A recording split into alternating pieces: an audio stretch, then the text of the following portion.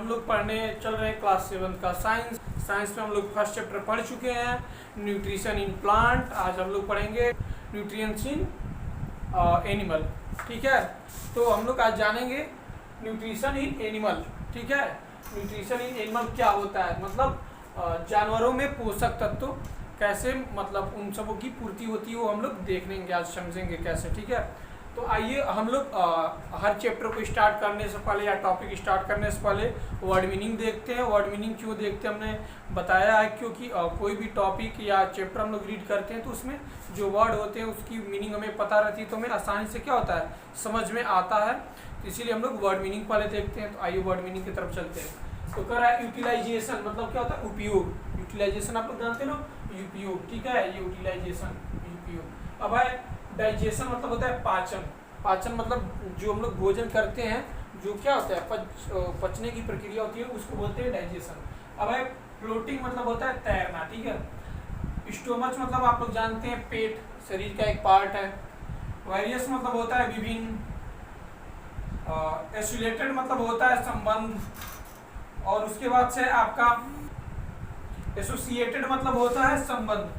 जैसे एसोसिएटेड मतलब संबंध, एक दूसरे से जुड़ना, उसी को बोलते हैं एसोसिएटेड। ठीक है, अब आपका लीवर। लीवर मतलब आप लोग जानते हैं यकृत। लीवर मतलब यकृत। अब है आपका पैनक्रियाज, मतलब होता है अग्न्याशय। पैनक्रियाज मतलब होता है अग्न्याशय। अब है आपका रिक्टम, मतलब होता है मलाशय। रिक्टम मतलब क्या होता है, मलाशय। अब है अंश, मतलब होता है मल द्वार। अब है ओसोफेगस, मतलब होता है मुख्य गुहा। ओसोफेगस मतलब होता है मुख्य गुहा। आपका नीचे सबसे देखिए, ओसोफेगस मतलब होता है मुख्य गुहा। तो आपने वर्ड मीनिंग जान लिया, समझ लिया, और हम लोग अब इसके साथ अपने टॉपिक की तरफ चलेंगे। तो पहले हम लोग चैप्टर का क्या करते हैं, इंट्रोडक्शन देख लेते हैं, इंट्रो देख लेते हैं क्या है। तो कह रहा है you have learn in chapter first that plant can prepare their own food by the process of photosynthesis. कह रहा है कि आपने फर्स्ट चैप्टर में क्या पढ़ा है, चैप्टर में plant can be prepare own food, मतलब पेड़ पौधे अपने भोजन को मतलब कैसे प्रिपेयर करते हैं, कैसे न्यूट्रिएंट्स को लेते हैं, कैसे बनाते हैं, उसको क्या बोलते हैं, फोटोसिंथेसिस बोलते हैं। उस प्रक्रिया को क्या बोलते हैं, फोटोसिंथेसिस। ठीक है, आपने फर्स्ट चैप्टर में ये पढ़ चुका है, तो ये बता रहा है। तो उस प्रक्रिया को, पेड़ पौधे के भोजन बनाने की प्रक्रिया को फोटोसिंथेसिस बोलते हैं। अब आइए हम लोग नेक्स्ट देखते हैं। कह रहा है but animal can not, animals get their food from plants either directly by eating plants और indirectly by animals that eat plants. Some animals eating both plants and animals. मतलब कह रहा है कि जो जानवर हैं, मतलब भोजन कैसे लेते हैं, उसके बारे में हम लोग जानेंगे। तो जो जानवर है किस पे इनडायरेक्टली या डायरेक्टली किस पे डिपेंड रहते हैं, प्लांट्स पे डिपेंड रहते हैं। जैसे ह्यूमन बींग्स भी किस पे डिपेंड रहते हैं, प्लांट्स पे डिपेंड रहते हैं। कुछ जानवर जो होते हैं क्या होते हैं, नॉन वेजिटेरियन होते हैं, तो मांस वगैरह पे डिपेंड रहते हैं। तो वही बता रहा है डायरेक्टली या इनडायरेक्टली जो क्या होते हैं, जो जानवर होते हैं किस पे डिपेंड रहते हैं, प्लांट्स पे। तो कैसे डिपेंड रहते हैं आइए देखते हैं। जैसे आप देखते हैं कि जो वेजिटेरियन होते हैं, गाय भैंस बकरी वगैरह, ये सब क्या होते हैं, घास फूस खाते हैं, साग सब्जी खाते हैं। ठीक है, तो ये क्या हुए, प्लांट्स पे डिपेंड है। प्लांट्स को खाकर अपनी पोषक को, न्यूट्रिएंट्स को क्या करते हैं, प्रिपेयर करते हैं, मतलब कंप्लीट करते हैं एनर्जी को। लेकिन जो शेर हुआ, ये क्या खाता है, मांस खाता है। तो लेकिन ये क्या इनडायरेक्टली डिपेंड किस पे, प्लांट पे। कैसे, जैसे हिरन हुआ, बकरी हुआ, ये सब को शेर क्या करता है, इसको मार के खाता है। तो जो हिरन बकरी है किस पे डिपेंड है, प्लांट्स पे डिपेंड है। तो वही यहाँ पे समझाने की कोशिश कर रहा है कि जो कुछ जो जानवर होते हैं डायरेक्टली या इनडायरेक्टली किस पे डिपेंड होते हैं, प्लांट्स पे डिपेंड होते हैं।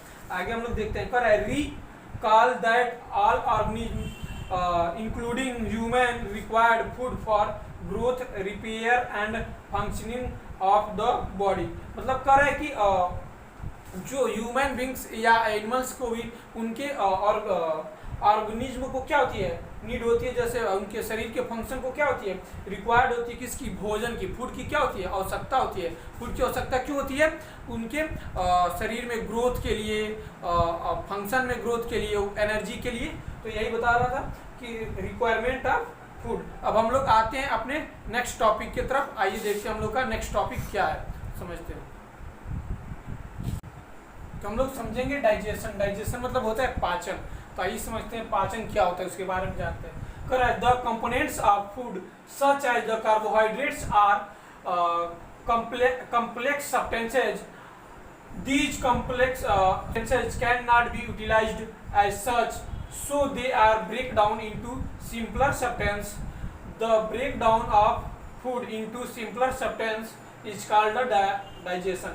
मतलब कह रहा है कि जो हम लोग कंपोनेंट्स लेते हैं, भोजन लेते हैं, वो क्या होती है, वो कॉम्प्लेक्स सब्सटेंस होता है। ये क्या होती है, कॉम्प्लेक्स सब्सटेंस होता है, ठीक है। और ये क्या कर रहा है, कर रहा है कि हमें इसे पचाने के लिए, जो पाचन करने के लिए प्रक्रिया होती है, क्या होती है, जो जब कोई भी मतलब लेते हैं, रोटी वगैरह लेते हैं, जैसे कार्बोहाइड्रेट हुआ, ये लेते हैं, तो क्या होती है, उसको डायरेक्ट हमारी बॉडी क्या कर सकती है, उसको एनर्जी के फॉर्म में नहीं ले सकती है, उसको सिंपलर सब्सटेंस में क्या करती है, तोड़ती है। तोड़ती तो उसे क्या तोड़ती, तो उसी प्रक्रिया को क्या बोलते हैं, डाइजेशन बोलते हैं। जैसे ये आपका बता, हम समझा दे रहे हैं ऐसे।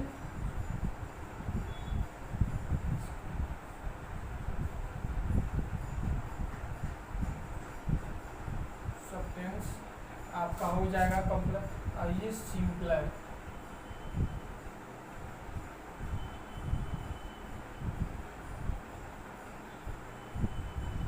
ये जो है कॉम्प्लेक्स सब्सटेंस है, जो हम लोग भोजन ग्रहण करते हैं, लेते हैं, वो क्या करते हैं, हमारी बॉडी क्या करती है, डायरेक्ट क्या करती है, उसे लेती नहीं है, उसे सिंपलर सब्सटेंस में क्या करती है, तोड़ती है। उसे तोड़कर क्या करती है, और उसके बाद से सिंपलर सब्सटेंस में तोड़कर उसे अलग अलग मतलब प्रोटीन के फॉर्म में, न्यूट्रिएंट्स के फॉर्म में क्या करती है, चेंज करती है। उसके बाद से हमारी बॉडी उसे क्या करती है, एब्जॉर्ब करती है। तो इसी प्रक्रिया को देखिए, यहाँ लिखा है the break down of food into simpler substance is called digestion. तो इसी प्रक्रिया को, जो ये प्रोसेस है भोजन लेने का, हम लोग का पचने का, इसी प्रक्रिया को हम क्या कहते हैं, डाइजेशन कहते हैं, ठीक है। तो आई होप कि आप लोगों को अच्छे से समझ में आ गया होगा डाइजेशन इंट्रोडक्शन, और मैं वर्ड मीनिंग लिखवाया। तो आप लोग क्या करेंगे कि वर्ड मीनिंग को नोट करके, उसे याद करके, वीडियो बना करके आप सेंड कर सकते हैं व्हाट्सएप ग्रुप में, हम लोग देखेंगे। और कोई भी दिक्कत परेशानी हो तो आप व्हाट्सएप ग्रुप में कमेंट करके पूछ सकते हैं, या आप यूट्यूब के कमेंट बॉक्स में कमेंट करके पूछ सकते हैं। किसी भी प्रकार की परेशानी हो तो आप कमेंट कर सकते हैं। तब तक के लिए धन्यवाद, थैंक यू।